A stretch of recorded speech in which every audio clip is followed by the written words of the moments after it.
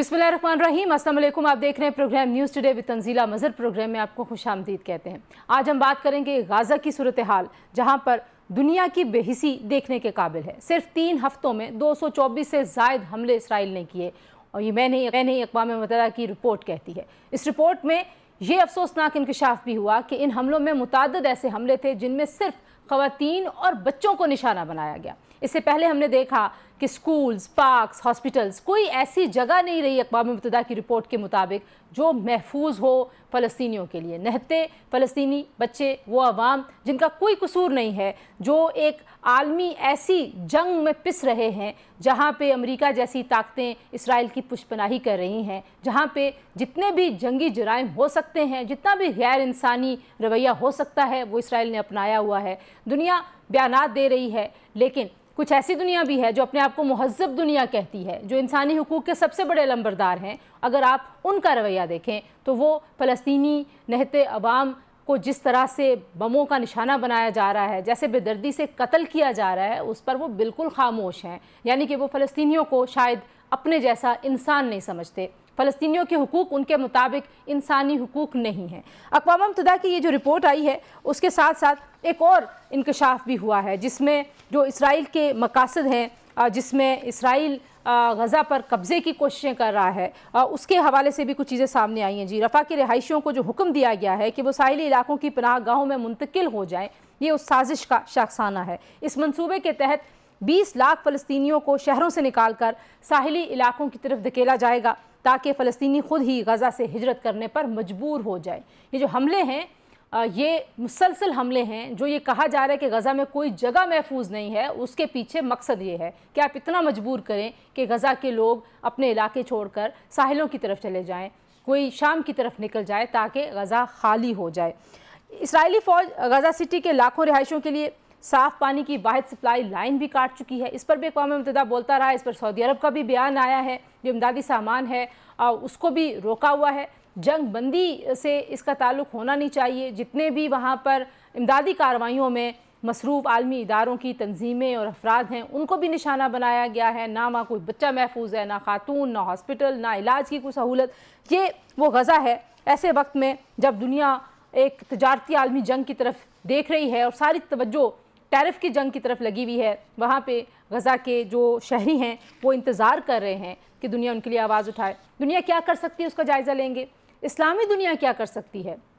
सिर्फ ख़ुतबात में, इज्तिमाआत में गज़ा के लिए आवाज़ उठाना, रैलियाँ निकालना, ये काफ़ी है, या वाकई कुछ प्रैक्टिकली भी किया जा सकता है? सऊदी अरब क्या कर सकता है? पाकिस्तान जैसे ममालिक क्या कर सकते हैं? कुछ उसका जायज़ा लेंगे। जी, प्रोग्राम के दूसरे हिस्से में बात करेंगे। इस वक्त पाकिस्तान में एक बार फिर जो खबर गर्म है वो यही है कि शायद कोई डील, शायद कोई मुज़ाकरात, शायद कोई बातचीत, जो भी लफ्ज़ इस्तेमाल कर लें, लेकिन ये मुज़ाकरात कौन करना चाहता है, किसकी इमा पर करना चाहता है? क्या आज़म सवाती साहब को इमरान खान साहब ने गो अहेड दिया है? अगर उन्होंने गो अहेड दिया है तो सलमान अकरम राजा साहब उस गो अहेड को ऑन क्यों नहीं कर रहे? ये जो मुतज़ाद बयानात हैं, उससे पाकिस्तान की सियासत, पाकिस्तान तहरीक इंसाफ की सियासत, इमरान खान साहब का सियासी मुस्तकबिल और हालात किस तरह से जुड़े हुए, उसका भी जायज़ा लेंगे। प्रोग्राम के पहले हिस्से में गज़ा की सूरत हाल पर बात करने के लिए हमारे साथ मौजूद हैं खुर्शीद महमूद कसूरी साहब, जो कि साबिक वज़ीर ख़ारजा हैं, सीनियर सियासतदान। प्रोग्राम के दूसरे हिस्से में सेनेटर कामरान मुर्तज़ा साहब, सेनेटर नासिर भट्ट साहब और फिरदौस शमीम नकवी साहब हमारे साथ मौजूद होंगे। खुर्शीद साहब, बहुत शुक्रिया, आपने हमें वक्त दिया। कसूरी साहब, जिस तरीके से जंग बंदी का अमल शुरू हुआ था, लग रहा था कि शायद अब गज़ा की सूरत हाल बेहतरी की तरफ जाएगी, लेकिन इसराइल ना सिर्फ हटदर्मी से उस जंग में दोबारा आ गया है, लेकिन अब आप देखिए कि सिर्फ ख़वातीन और बच्चों को बिलखुसूस निशाना बनाया जा रहा है। अक़वाम मुत्तहिदा की रिपोर्ट कहती है कि गज़ा में कोई भी जगह अब महफूज नहीं है इसराइली हमलों से। आपको लगता है कि सिर्फ ये रिपोर्ट जारी करना काफ़ी है? गज़ा के लोगों के लिए आवाज़ उठाना काफ़ी है? कुछ और भी करना चाहिए अक़वाम मुत्तहिदा को? करना तो अक़वाम मुत्तहिदा क्या, बैनुल अक़वामी बरादरी को, इस्लामी दुनिया को बहुत करना चाहिए। मैं उस तरफ आऊँगा। आपने जो इब्तदाई कलमात किए हैं उसमें एक चीज़ आप छोड़ गई हैं, मैं ऐड करना चाहूँगा कि इन्होंने चुन चुन के जो हेल्थ के वर्कर्स थे, जो फर्स्ट रिस्पॉन्डर्स थे, उनको चुन चुन के हाथ बांध के गोलियां मारी हैं। ये अभी रिसेंटली हुआ है। 4-5 दिन पहले ये कह रहे थे कि जी वो जो उनकी गाड़ियाँ थीं उनकी बत्तियाँ नहीं जल रही थीं, उनकी सस्पिशियस मूवमेंट थी। अब पूरी फिगर्स आ गई हैं, उनकी बत्तियाँ भी जल रही थीं, उन पे लिखा हुआ था रेड क्रॉस या वो व्हाटएवर, उस पर क्लियरली सिंबल था कि ये जो हैं हिलाल हैमर की हैं या रेड क्रॉस की हैं। वो सब झूठ साबित हो गया, इजराइल को भी मानना पड़ गया। अब वो कहते हैं अच्छा हम इन्वेस्टिगेट करेंगे। तो इसलिए जुल्म की तो कोई इंतहा नहीं। ये ठीक है कि वैसे तो बेल्फोर डिक्लेरेशन, साइक्स-पिको पैक्ट शुरू से कुछ 100 साल से ज़्यादा इन पे जुल्म हो रहा है, जुल्म ढाए जा रहे हैं। लेकिन जो अब हो रहा है ये भी एक किस्म का रिकॉर्ड ही है। और जिस तरह इंसानी बरादरी का ज़मीर सो गया है वो भी एक रिकॉर्ड है। लेकिन ये किया जा रहा था कसूरी साहब कि दुनिया जो ने कुछ इसमें सबक सीख लिए होंगे। जो अमेरिका का इसमें किरदार है कुछ वो भी बताइए, क्योंकि एक आम तासुर तो ज़ाहिर है यही है, कितना फैक्चुअल तासुर है ये कि अगर अमेरिका साथ ना दे इसराइल का तो शायद इसराइल की हटदर्मी और उसका ये जो मामला है, इस सारे जो उसका रवैया है इस सारे मामले में अमेरिका की मदद के बगैर इसराइल का हो नहीं पाता। आप इससे इत्तेफाक करते हैं कि वाकई ऐसा है या इसराइल अमेरिका की शफकत और सरपरस्ती के बगैर भी यही सब कुछ कर रहा होता? नहीं, मुझे तो ये शक है कि अमेरिका की बगैर शायद उसका जिंदा रहना मुश्किल हो जाता। उसकी वजह यह है कि आप देख लें 1973 में जब मिस्र ने हमला किया था तो मिस्र का पल्ला भारी था। और फिर अमेरिकन एडमिनिस्ट्रेशन ने जिस तरह मदद की उसत इज़राइल की, उसके नतीजे में कैंप डेविड अकॉर्ड्स हुए जिसमें इज़राइल और जो हैं मिस्र के लीडर्स उनको बुलाया गया। और वो तो मेरा ख्याल है उसका कायम रहना मुश्किल था जी। लेकिन अमेरिका ने ना सिर्फ ये साबित किया कि वो अल्टीमेट गारंटर है स्टेट ऑफ इज़राइल का, वो समझा जा सकता था चाहे किसी को ये पसंद हो या ना हो, क्योंकि अमेरिका की शुरू से और वेस्ट की सिंपथीज इनके साथ थी। ये अगर ना होता, ये 100 साल से हो रहा है जो कुछ भी हो रहा है, तो ये तो नहीं रहता। और वही वैल्यूज़ जो यूरोप की थी ओरिजिनली वो अमेरिका में ट्रांसफ़र हुई थी।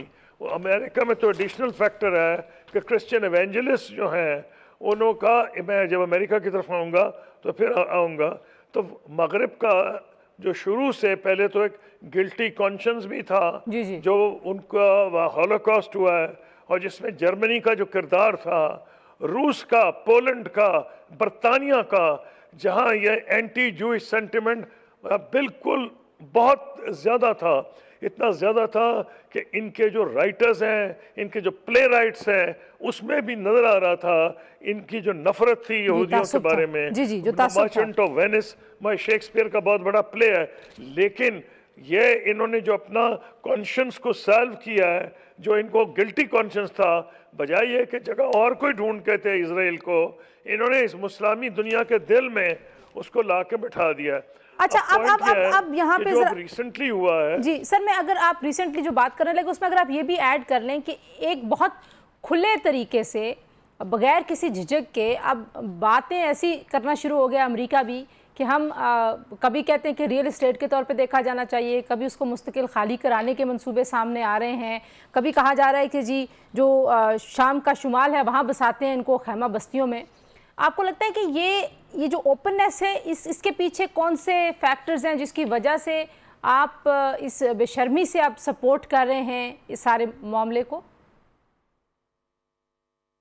हाँ, बेशर्मी का जो मामला है, हालांकि मैं बहुत ज़्यादा अपसेट था और सारी दुनिया अपसेट थी, इस्लामी दुनिया बिलखुसूस, और प्रेसिडेंट बाइडन के रवैया से, जब उस वक्त ये खुला सपोर्ट की जा रही थी इज़राइल को, जो बच्चों को और ख़वातीन को कत्ल किया जा रहा था, और जिससे यूनाइटेड नेशंस ने भी कहा, जेनोसाइड के बारे में इशारे किए, और तो और आईसीसी में उनको वारंट्स, अरेस्ट वारंट्स भी इशू हुए थे इज़राइल के वज़ीर आज़म और डिफेंस मिनिस्टर के। तो मेरा कहना यह है कि लेकिन एक फ़र्क है, उस दुनिया का ये ख्याल था कि जो तब्दीली आएगी बाइडन से वो बेहतर होगी। मानना पड़ेगा कि वो बदतर है, اس کی وجہ یہ ہے کہ ان میں کچھ تھوڑا بہت حجاب تھا، چاہے اس کو کہہ سکتی ہیں کہ ایک قسم کی ہپوکریسی تھی، ہپوکریسی جی تھی، جی جو بھی تھی، جی جو بھی تھی، اس میں اب ہپوکریسی ضرورت نہیں رہی۔ اب کھلے عام وہ کہا جا رہا ہے کہ ہم اسرائیل کو سپورٹ کر رہے ہیں۔ تو یہ فرق ضرور پڑ گیا ہے، کیونکہ پریزیڈنٹ ٹرمپ کی جو پالیسیز ہیں، آپ دیکھ لیں ٹیرفز کی ہوں یا چین کی طرف ہوں، وہ اس طرح لگی لپٹی نہیں رہیں۔ وہ دل میں ہوتا ہے کھول کے کہہ دیتے ہیں۔ امریکہ چاہے وہ گرین لینڈ ہو، چاہے وہ پینما کینال ہو، چاہے وہ ریئل میکسیکو ہو، اسٹیٹ جی ہو جی غزہ کی، اب اس کی قیمت کیا ہوگی؟ میکسیکو ہو، یہ قیمت تو میرا خیال ہے امریکہ نے آلریڈی ادا کرنی شروع کر دی ہے، اچھا ہم لیکن اس پہ آج کا وہ موضوع نہیں ہے۔ جی جی I would love to have میں your یہ جو opinion کہنے on کی کوشش that کر رہا also۔ ہوں کہ یہ جی جی آپ جو یہ بات جو کر ہے نا ہاں اس وقت، یہ میرے حساب سے کہ جو آپ کہہ رہی کہ ان کو نکالا جائے، میں مان نہیں سکتا کہ اس پہ عمل درآمد ہو سکے گا۔ اس کی وجہ یہ ہے کہ نہ تو جو جارڈن کی ریاست ہے جو بہت پرو ویسٹ ہے وہ قائم رہے گی اس کے بغیر۔ اگر انہوں نے وہی کیا جو یہ کہہ رہے ہیں تو جارڈن میں تو آلریڈی میرا خیال ہے تقریباً آدھے پیلسٹینینز بیٹھے ہوئے ہیں، اور ایجپٹ کا تو یہ سوال اتنا مشکل نظر آ رہا ہے کہ مصر اتنا بڑا ملک ہے، وہاں خود مصر ڈی اسٹیبلائز ہوگا، اور امریکہ کو یہ سوچنا پڑے گا کہ مصر کی مستقبل کی حکومت اگر ڈی اسٹیبلائز ہوگی تو کیا وہ اسرائیل کی طرف یہی توقع رکھ سکے گی، یا اسی طرح کی اس کی ریلیشن شپ ہوگی، اور ریلیشن شپ عین ممکن ہے جوہری طور تک تبدیل ہو جائے۔ اسی مجھے نظر نہیں آ رہا کہ باوجود اس اتنی میں کیا کہہ رہا ہوں open list regardless of any humanity in it, کہا یہ جا رہا ہے کہ خالی کرا لیا جائے گا۔ میرا یہ خیال ہے کہ شاید پریزیڈنٹ ٹرمپ کو بھی اندازہ ہے، ان کا ایک طریقہ ہے بات کرنے کا کہ وہ بہت زیادہ اگریسو ہوتے ہیں، جی جی کرتے ہیں، اچھا شاید نیگوشیشن جو لیکن آپ جغرافیائی لحاظ سے بھی بتا رہے ہیں، ظاہر ہے ایجپٹ کی ایک پالیسی ہے، ایجپٹ اس پالیسی سے نہیں ابھی تک ان کی سٹیٹ نہ پھری ہے نہ ان کا کوئی ارادہ ہے، لیکن جو اسلامی دنیا کا کردار ہے ظاہر ہے اس پہ بھی ایک بڑی تنقید ہے خود اسلامی دنیا کے اندر بھی۔ آپ کو لگتا ہے کہ پاکستان جیسے ملک، سعودی عرب جیسے ملک، ایران تو ظاہر ہے اس میں ایک طرح سے کردار ادا کر رہا ہے، لیکن کیا کچھ بہتر پرفارم کر سکتی تھی جو مسلم امہ ہے، یا بس مظاہرے کر دینا، کسی جمعے کو صرف یہ کہہ دینا کہ یہ غزہ کے نام ہے، یہ کافی ہے؟ یہ جی نہیں زیادہ کر سکتی تھی، کرنا چاہیے تھا، اور میں کوئی جنگ کی بات نہیں کر رہا، ڈپلومیسی کی بات کر رہا ہوں۔ اس کی وجہ یہ ہے کہ انفارچونیٹلی یہ بہت کمزور ہے، اس وقت ماننا پڑے گا۔ سائنس میں بہت پیچھے ہیں ہم، تعلیم میں بہت پیچھے ہیں، ہم اس کی قیمت ادا کر رہے ہیں، کیونکہ ہم اپنے جو بچوں کو جو پڑھا رہے ہیں، پاکستان ہی دیکھ لیں، سائنس کی تو توجہ ہی کچھ نہیں، اور جو ہم پڑھا رہے ہیں شاید بہتر ہے کہ وہ نہ پڑھائیں۔ جاہل بچے جو ہیں ان میں شاید اس سے زیادہ شعور ہو جس قسم کا کریکولم ہم پاکستان میں پڑھا رہے ہیں، بلکہ میں تو بر صغیر میں کہہ رہا ہوں، انڈیا کا جو کریکولم وہ اتنا ذلیل اور اتنا گھٹیا ہے کہ جس طرح ہم وہ بھی زہر بھر رہے ہیں لوگوں کے ذہنوں، ہم بھی زہر بھر رہے ہیں۔ جہاں زہر بھرا جائے وہاں عقل نہیں آتی۔ آپ نے بچوں کو لاجیکلی ریشنلی سوچنا نہیں سکھایا۔ جاپان، جرمنی، کوریا، دنیا کے کرسچن ممالک تو پہلے ہی کہہ رہا ہوں، ان میں تو پہلے ہی آ گئی تھی رینیساں، ایمانسپیشن، لیکن جو ایشیا کے ممالک ہیں، میں تو کہوں گا مسلمان ممالک بھی، ملیشیا، انڈونیزیا، انہوں نے کوئی سبق سیکھ لیا، انہوں نے تعلیم پہ زیادہ اثر اپنی توجہ دی، ہم نے تو بالکل نہیں دی، لیکن اب وہ ہماری قیمت ہمیں ادا کر رہے ہیں۔ اچھا ایک آپ نے بات کر دی، ظاہری بات ہے کہ یہ ہماری جو پوزیشن ہے انٹلیکچوئل آپ کی جو سٹینڈنگ ہوتی ہے ظاہر ہے وہ بڑی میٹر کرتی ہے۔ I completely relate to this argument, لیکن اب ایک بدلتا ہوا سعودی عرب ہے اس ساری ایکویژن میں، آپ اس بدلتے ہوئے سعودی عرب کا کیا کردار دیکھتے ہیں؟ آپ سمجھتے ہیں کہ وہاں پہ جو چیزیں ہیں وہ واقعی اتنی تبدیل ہوئی ہیں کہ غزہ کے اوپر ایک پالیسی ری ڈیفائن ہو سکتی ہے؟ جی ہاں، مجھے لگ ہی رہا ہے اگر کچھ امید ہے वो इसलिए है कि अमेरिका के मफादात हैं। 3-4 रियासतें जो गल्फ़ की हैं वो बहुत अमीर भी हैं, उनका कलीदी एक किरदार बन गया है दुनिया में, उनकी सॉफ्ट पावर भी बढ़ गई है जो अमेरिका खुद लूज़ कर रहा है। उनमें मैं सबसे पहले तो मैं यूएई का नाम लूँगा, सऊदी अरब का नाम लूँगा, फिर मैं इसका कतर का नाम लूँगा। इन रियासतों की मगरिब में भी रिकग्निशन हो गई है। इनकी आबादियाँ कम हैं लेकिन ये तवज्जो तालीम की तरफ बहुत ज़्यादा दे रहे हैं, दुनिया की टॉप यूनिवर्सिटीज़ वहाँ जा रही हैं और वो अब सॉफ्ट पावर आर्टिफिशियल इंटेलिजेंस की तरफ भी तवज्जो दे रहे हैं। मसलन आप देखें top class world class museums बन रहे हैं इन कतर, और ये जो आर्टिफिशियल इंटेलिजेंस जो है वो यूएई बहुत आगे निकल रहा है। सऊदी अरब भी अब ये कोशिश कर रहा है कि अपने आप को ओपन करे। इनका एक कलीदी किरदार है और सबसे ज़्यादा है सऊदी अरब का। वो इसलिए कि सऊदी अरब के 2 रोल हैं, एक तो वो अरब मुल्क है और एक वो इस्लामी दुनिया का एक लिहाज से कहें दिल जो है वो धड़कता है मक्के मदीने के लिए। तो सऊदी अरब के हुक्मरानों को इसका अंदाज़ा है, जिसका आपने देखा कि हालांकि उन लग ही रहा था एक स्टेज पे कि वो भी इब्राहिम अकॉर्ड्स में चले जाएंगे, बहरीन की तरह, सूडान की तरह, मोरक्को की तरह और यूएई की तरह, लेकिन उनको अंदाज़ा हो गया कि ये अब उन्होंने कहा कि जब तक आप हमें 2 स्टेट सोल्यूशन का कॉन्क्रीट कोई प्रपोजल नहीं देते हम नहीं जाएंगे।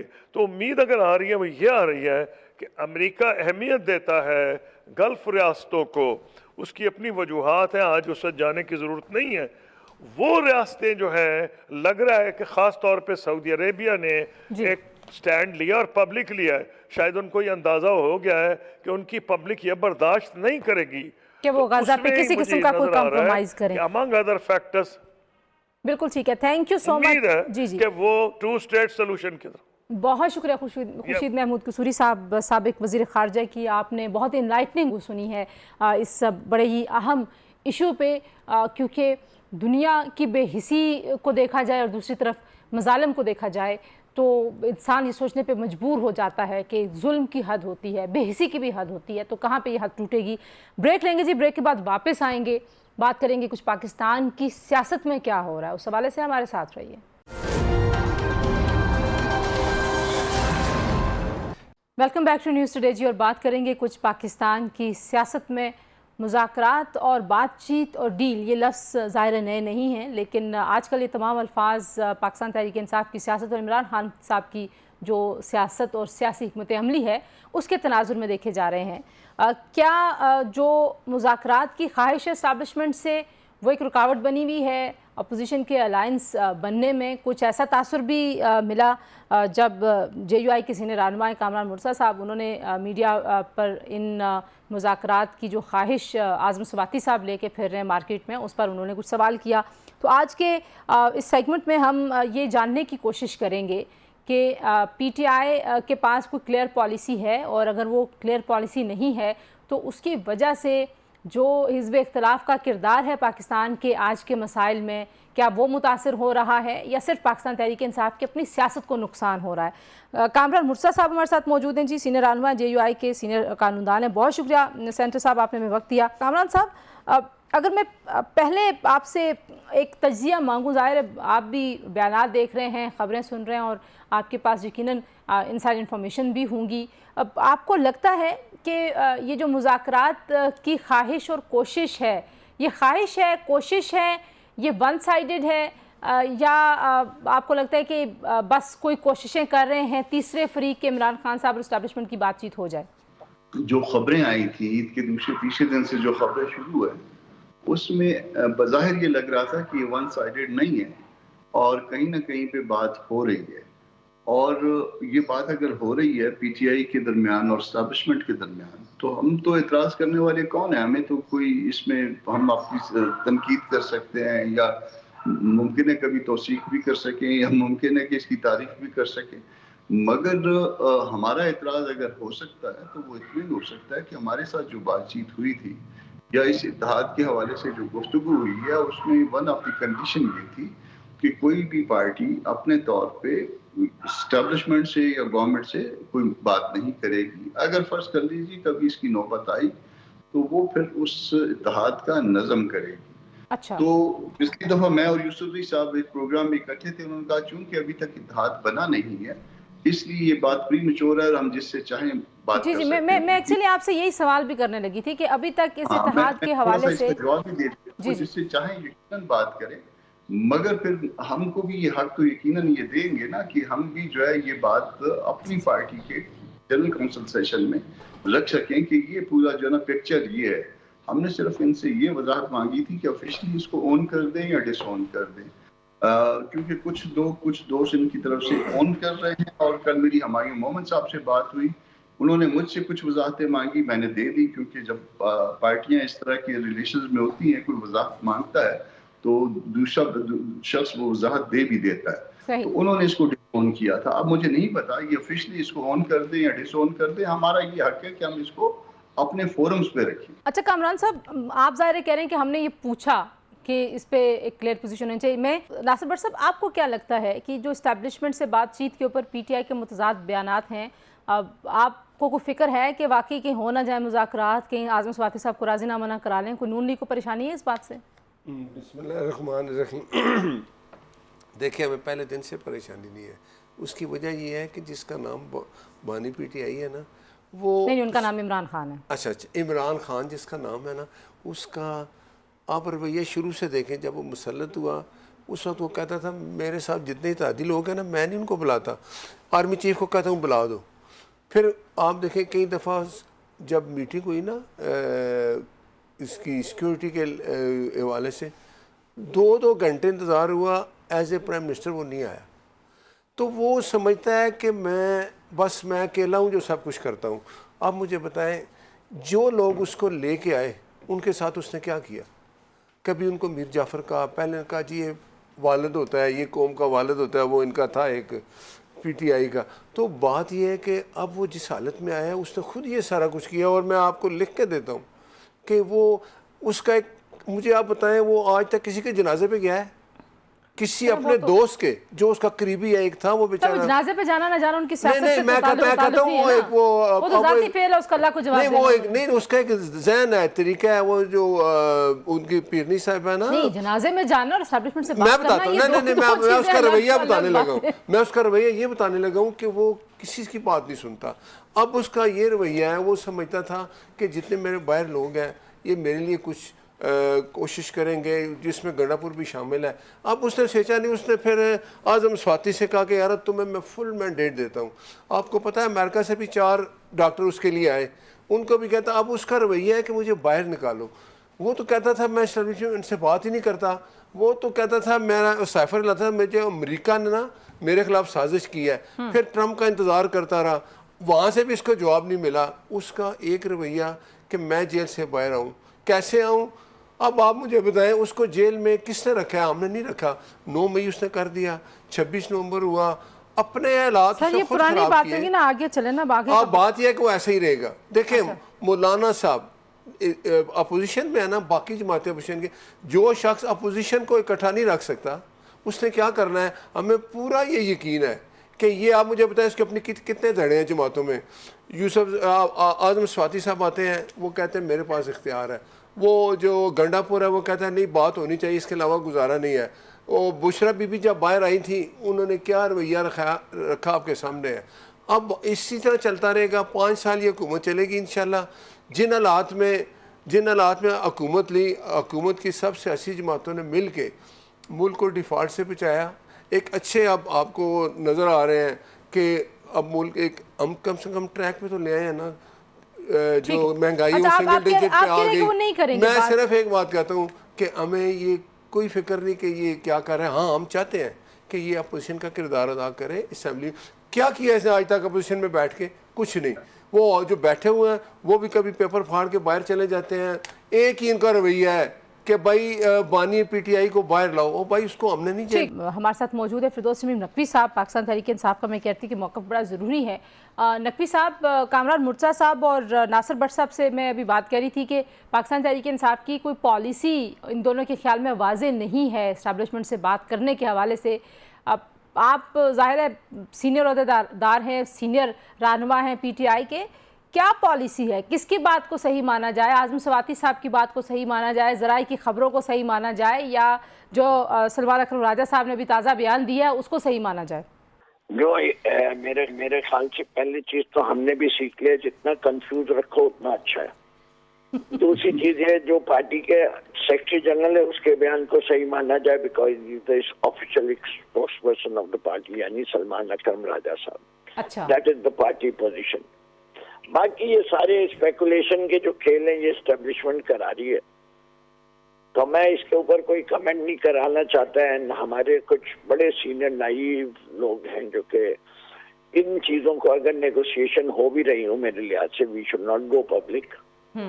और हमने तो हमेशा कहा हुआ है कि हमारे दरवाजे खुले हैं नेगोशिएशन के लिए, खान साहब की ऑफिशियल पोजीशन है।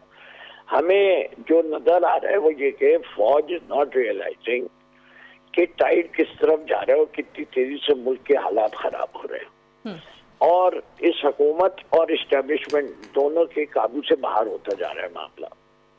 The sooner they realize it they will decide कि जी ये काम जो है जब तक इलेक्टेड गवर्नमेंट्स जिनको लोगों का मैंडेट है उनके हवाले नहीं करेंगे ये मसाइल हल नहीं हो सकते। जी प्रोग्राम में शामिल करेंगे एक ब्रेक के बाद वापस आते हैं जी, गुफ्तगू को यहीं से जोड़ेंगे, हमारे साथ रहिए।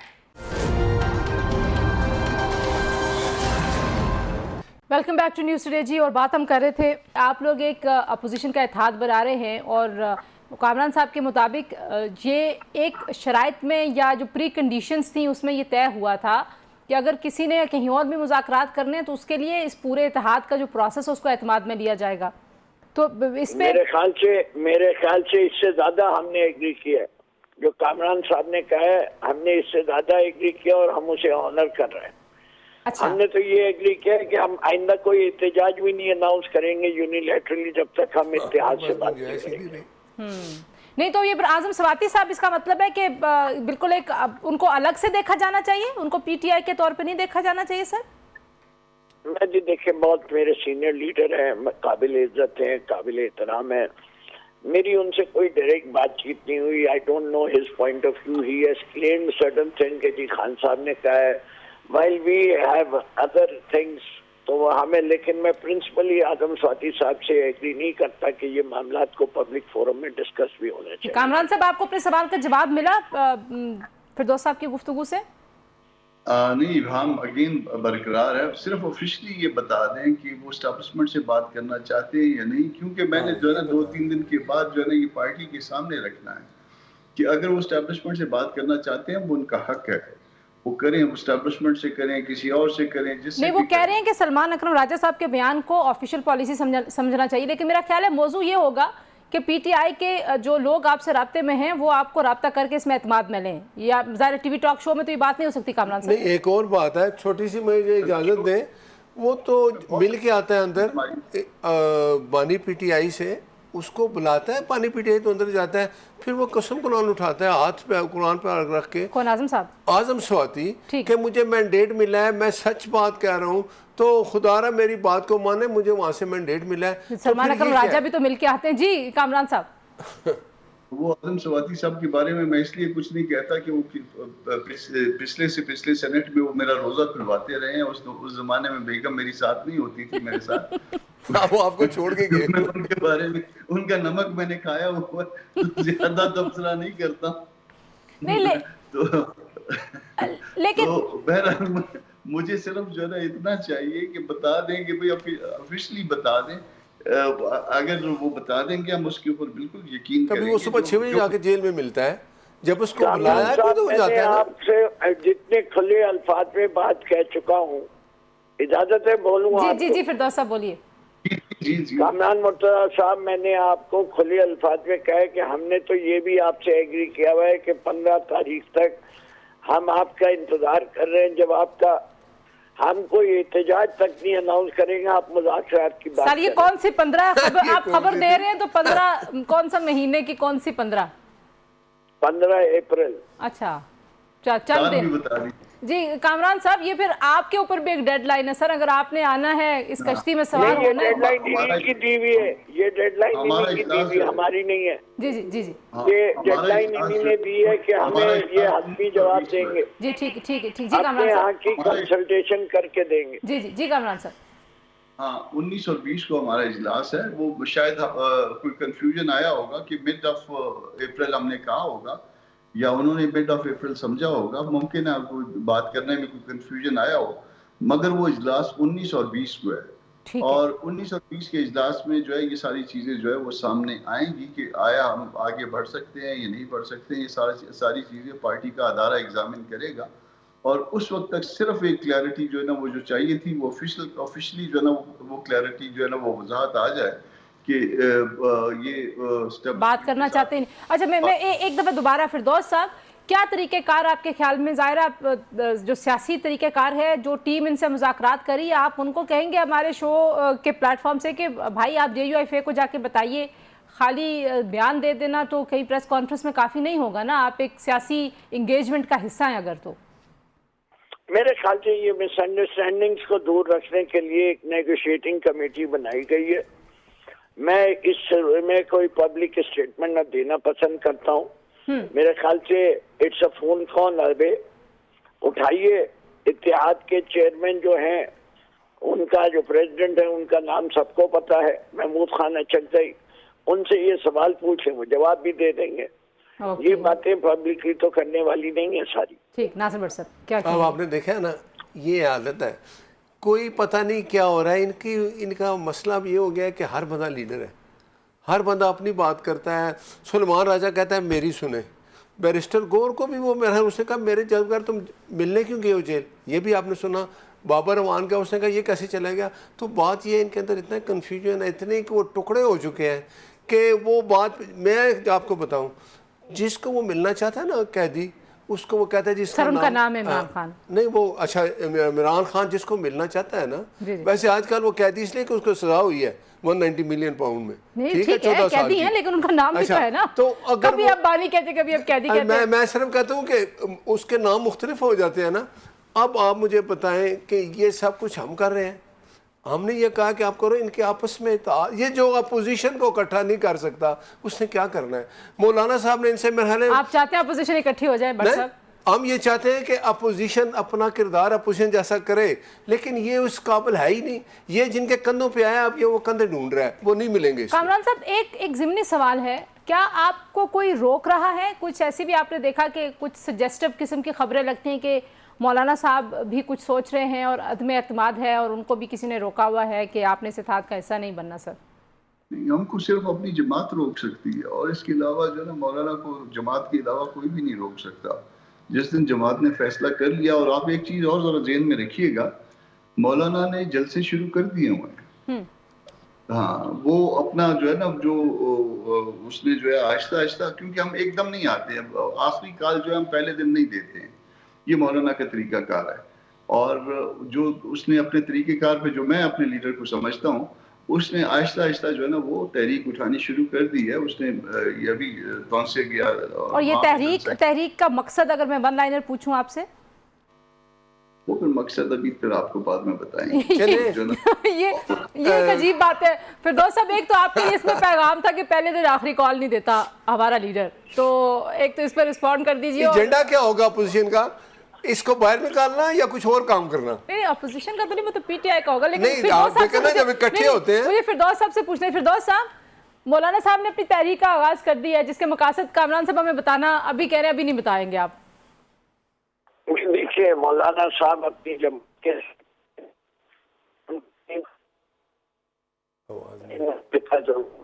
سر یہ نہیں ہے کہ اگر وہ بتائیں گے تو it's a bad day for PTI. Kamran صاحب جو ہیں وہ جو بات کر رہے ہیں, میں ناصر بٹ صاحب آپ سے کنکلوژن لے لیتی ہوں, کیونکہ میرا خیال ہے PTI سے آج کنیکٹیوٹی میرے کوئی اس میں وہ نہیں ہے, سازش نہیں, ٹیکنیکلی ہم ان سے رابطہ نہیں کر پا رہے آپ کے سامنے. جی بتائیے سر, کس کدھر جا رہی ہیں چیزیں, حکومت کا موقف اس ساری سچویشن میں کیا ہے؟ دیکھو حکومت پہلے دن سے کہتی تھی کہ آپ ہم سے بات کریں, ہم سے بیٹھیں. 26 ترمیم ہوئی, سب سے بات کی ہم نے, کوشش کی. مولانا صاحب اپوزیشن میں تھے, انہوں نے کہا جی ابھی ہم آپ کے ساتھ بات کرتے ہیں لیکن ساری اپوزیشن ایک ہو جائے.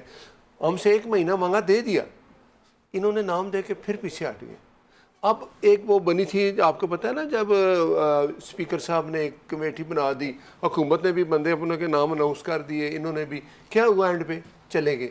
اس نے بات نہیں کرنی, اس کا ایجنڈا ہے کہ مجھے باہر نکالو, یا نہیں تو امریکہ سے لوگ آ کے نکالیں, وہ نہیں تو پھر کبھی گنڈا پور نے کوشش کی. بات یہ ہے کہ ابھی بھی اس کو یہ سیکھ جانا چاہیے کہ آپ کم سے کم اگر تم آئی تباہی کر رہے ہو اس ملک کی, اللہ معاف کرے, تو وہ اللہ نے ہمیں بچا لیا ہے. جب اتنا بڑا ایک حادثات ہوتے ہیں, دہشت گردی ہے, آپ نے کبھی دیکھا اس میں بھی سنسیئرٹی دکھائی اس نے؟ یہ کچھ نہیں ہوگا, یہ ایسے ہی چلے گا. اللہ کرے یہ اپوزیشن کا کردار کرے, ہم 5 سال انشاءاللہ پورے کریں گے. بس آپ نے کہہ دی بات جو آپ نے کہنی تھی, آپ نے کہا یہ ایسے ہی چلیں گے اور ہم اس وجہ سے 5 سال پورے کریں گے. ظاہر ہے جب اپوزیشن اکٹھی نہیں ہوگی تو حکومت کو اس کا ایج ملتا ہے. جی بہت شکریہ جی, سینیٹر ناصر بٹ صاحب, سینیٹر کامران صاحب اور فردوس شمیم نقوی صاحب کی اپنی گفتگو سنی. آج سے پروگرام کے لیے اتنا, انشاءاللہ اگلے پروگرام میں ملاقات ہوگی. اللہ حافظ.